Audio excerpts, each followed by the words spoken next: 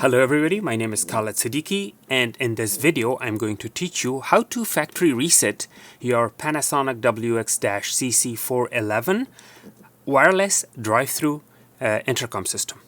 Okay, so here's how we factory reset. Why do we need to factory reset? If a lot of settings have changed and the thing is completely messed up and we need to do a fresh factory reset, that's when we need to do that. Alright, so here's how we do it. In order to factory reset, we have to go to the settings. To go to the settings, we press the wrench icon.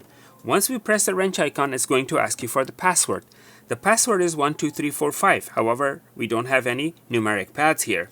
To get the numeric pads, we have to press this button twice. Now we will put the password 12345.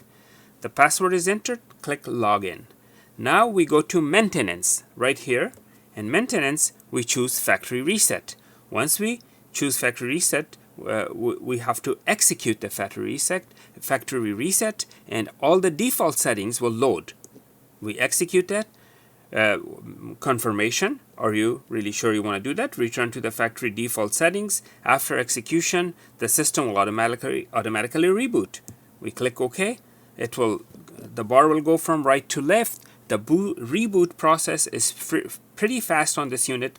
This is a very powerful unit, and the whole factory reset process is less than 30 seconds, if that. So now it's rebooting. Let's see, there it is. The SD card was saved, and SD card was read successfully, and it was factory reset. Click OK. And we are good to go. We have everything back to normal. For example, the volume controls were back to factory original, which was 11. Beep, lane volume control, line volume control, line out volume control. Everything came back to 11. This used to be 15 before we did the reset. So all our volumes and everything went back to factory original. All right. I hope this video was educational. If you liked it, please make sure to click the thumbs up button and make sure to subscribe, please. Thank you.